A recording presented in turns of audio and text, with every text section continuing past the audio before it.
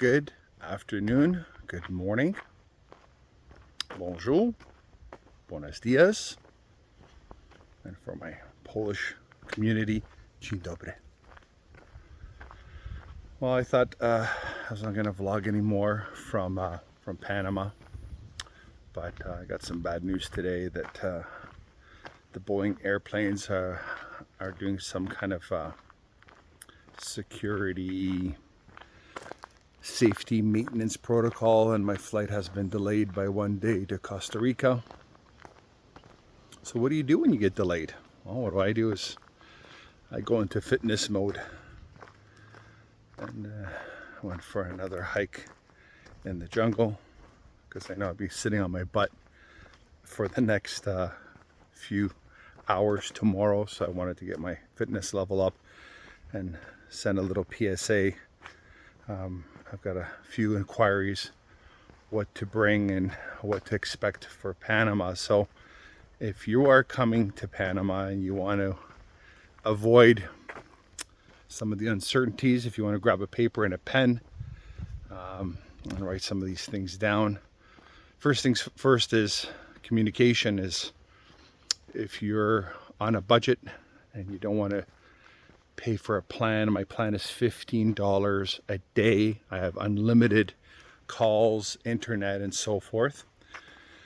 Your other option is to get a local SIM card for fractions of that money, and then you have Google Maps or another app. It's called Waze to get yourself around. Second of all, if you're not fluent in Spanish, it's okay.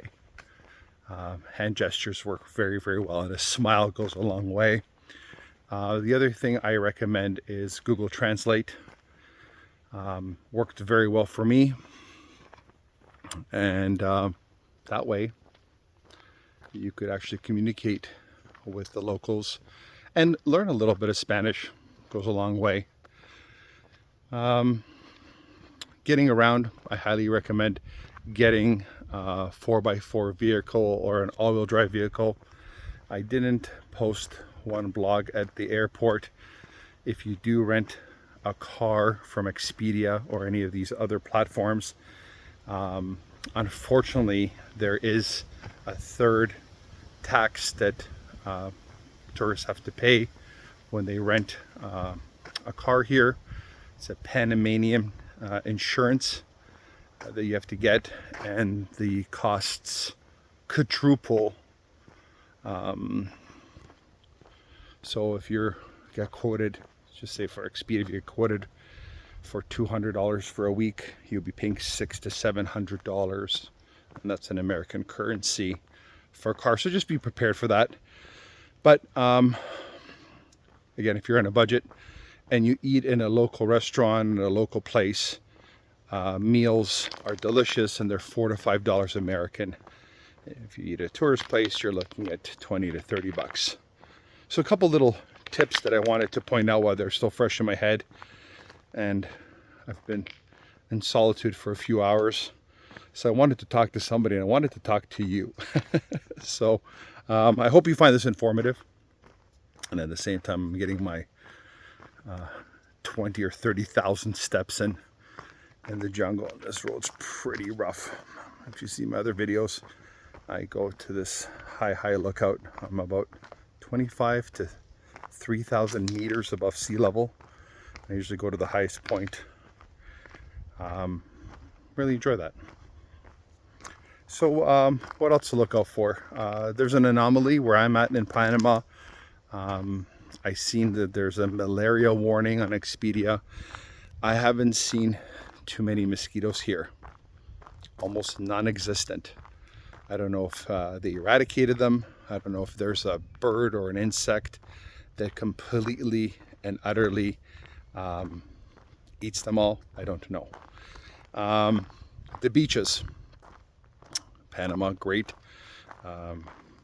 geographically positioned. So you have two coasts, and the beaches. I've had a lot of questions. Is there any insects? Yes, there's no-see-ums at the beach. What's a no-see-um? It's a little insect that bites you, and the bite lasts sometimes a week or two or three. very unpleasant. But there is no seams at these beaches. What else can I tell you about Panama? It's a lovely place. My own perception, it is Costa Rica in 1950s, pre-tourism boom. I found it very inviting, very warm, and not so touristy as other places. And I thoroughly enjoyed my time here. I've been here for 3 weeks. What else can I tell you? This is the difference on an unedited video. It's all from my head, and I'm sharing with you my thoughts and my experiences.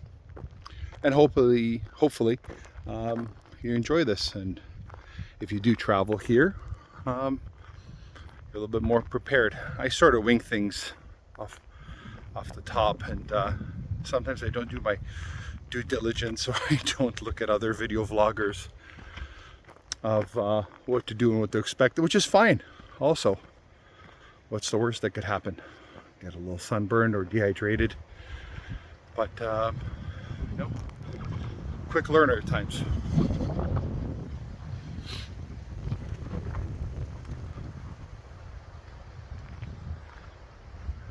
And I stumbled into this beautiful little community off my hike. Oh, that's what I was going to mention. Real estate opportunities for an expat or someone that's looking to retire. I really like this home here. You can get a home in the mountains. Needs a little bit of work. Very, very pretty. You're looking at about $120,000 American. I think that's very well priced. And yes, you can rent it out. You can Airbnb it and so forth if you're interested. Here's the phone number, and here is the website. Some beautiful homes and some friendly puppies.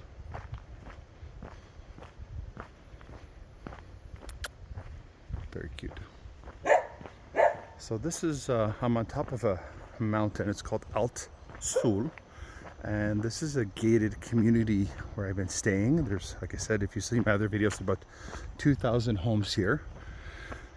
And a lot of Panamanians that live here, a lot of expats, and a lot of people that use these beautiful properties for the winter.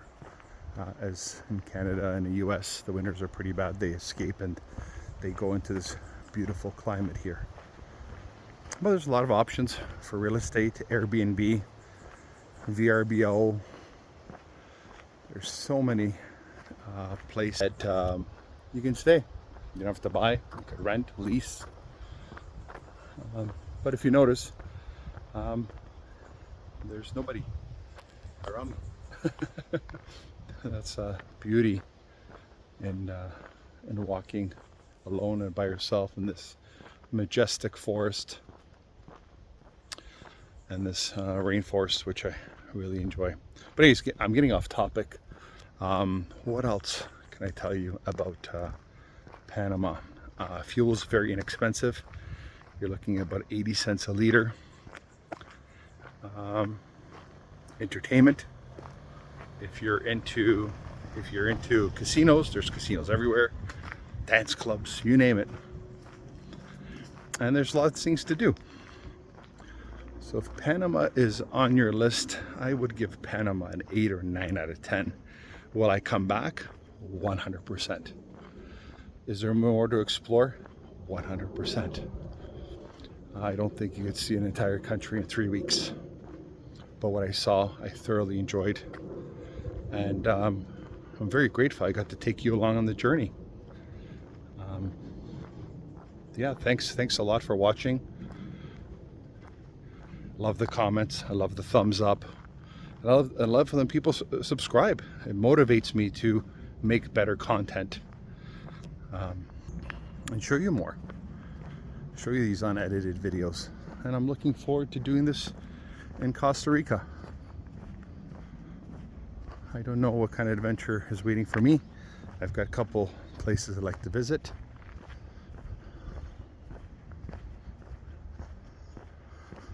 There's some very, very charming and quaint homes here. I just wanted to show you. Very well kept with multi-million-dollar views of the mountains and the seaside. Some of these homes you can see the Caribbean Ocean or the Atlantic. Very cute home.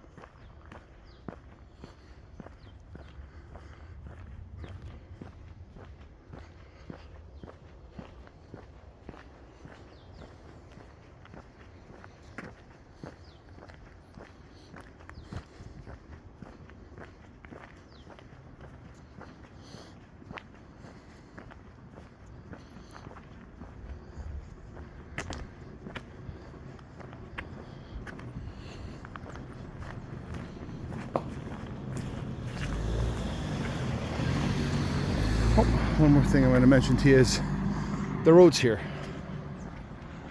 They are not Canadian quality. I know we complain about our roads back home or in the US. These are not for the faint of heart. They're rough, tons of potholes. And if you have motion sickness, this is going to be a hard one for you here. The turns, the valleys, the inclines and the declines, that is Panamanian roads. So yeah, sorry, I'm just walking uphill a little, so you can see me, I'm sweating a little bit, but it's a beautiful day up in the mountain, and that's one of the greatest blessings, is having a 10 Celsius or 15 or 20 degree change in temperature. It's a lot cooler up here.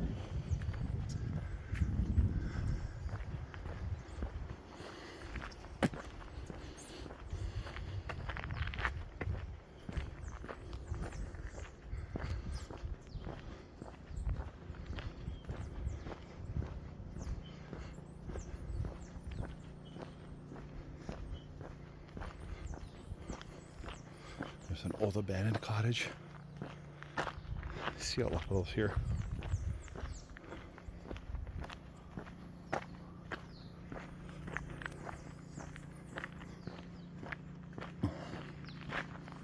And if you haven't noticed, or you're just tuning in, or you're a new watcher and you're thinking that I'm in a Canadian suburb, I'm actually not. I'm in Panama, and the reason why all these beautiful Canadian white pines is this whole mountain region 50 or 60 years ago was completely and utterly clear cut, and the vegetation had a very, very hard go growing. So they hired a Canadian company to come in and plant this entire mountain region, and where the 2,000 homes are encompassed around, they've planted these white pines because they grow the fastest. So I could just imagine what it would look like when this whole place was clear cut. But you know, I think they did a really good thing, and the needles fall down and keeps the vegetation under somewhat control. Otherwise, I think the whole place would just be overgrown. So it's got a really, really cool vibe to it. If you've been in Northern Ontario, Muskokas or Parry Sound, Atlantic Lakes region, it's got the similar vibe to it, which is really, really interesting. And then once in a while, you'll stumble upon a lush jungle that some of these trees have naturally bounced back. But some of these places, as I'm walking, I literally feel like I'm in Ontario.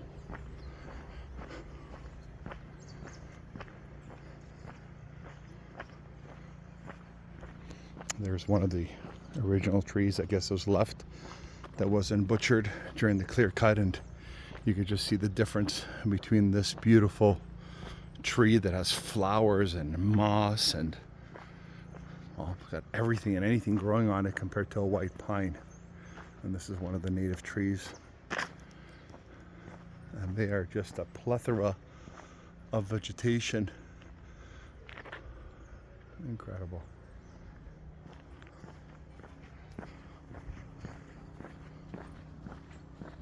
Buenas. Just making the place a little bit prettier.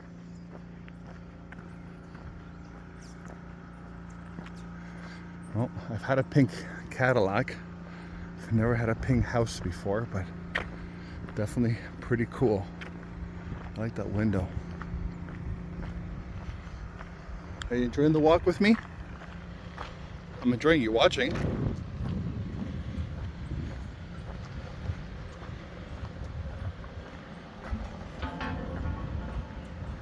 Well, if you're ever up in the mountains in Azul,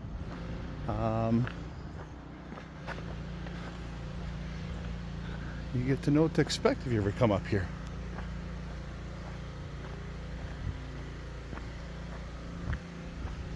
And this is some of the treacherous hills that I have to walk up and down. On a good note, I've got my cardio up and I've got no joint or knee pains. But this stuff definitely, these declines and inclines do definitely keep your you on your toes and keeps your cardiovascular expansion in check. I've been walking uphill for the past 2 hours, and I'm going to walk downhill, which is a nice break, but it is very, very steep. Oh, another thing I forgot to tell you. There is a rainy season, and the rainy season starts here when our summers start in Canada and in the US. It's still warm, just a lot of volume of rain that falls here. So a lot of the expats do go back to their native lands and go and enjoy the summers instead of staying here.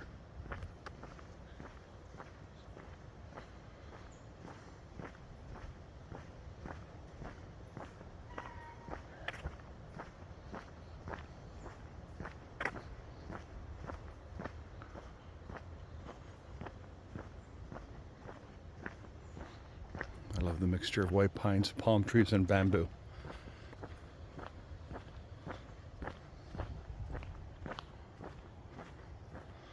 But this road is downhill for about half a kilometer to a kilometer, all the way downhill.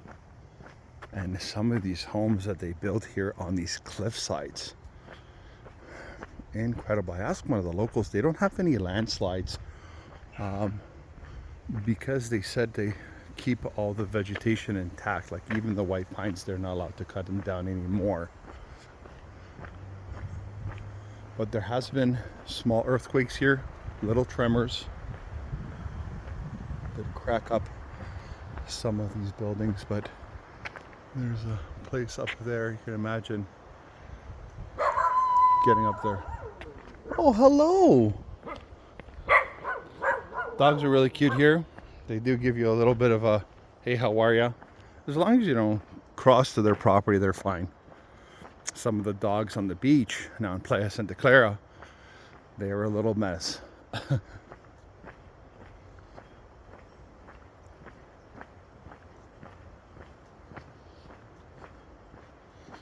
But I think I'm gonna end the video soon because I've got a long way to walk, and I'm sure that you guys don't want to go with me on my adventure and my walking adventures. I'm walking downhill.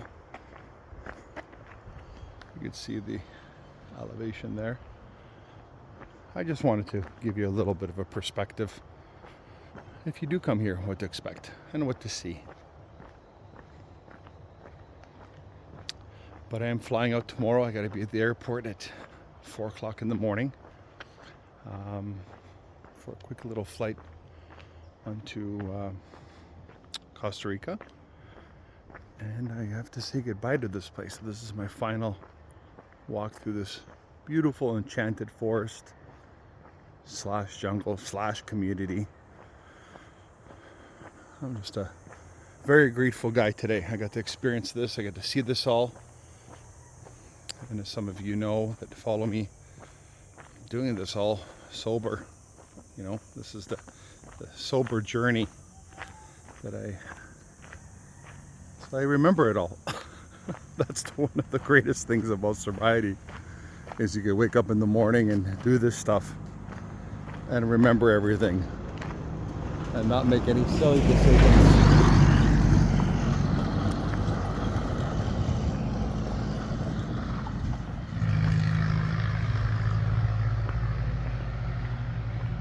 Some very, very pretty estates. It's in the middle of the rainforest here. But I'm going to log off. Thanks again for the support, and see you on the flip side.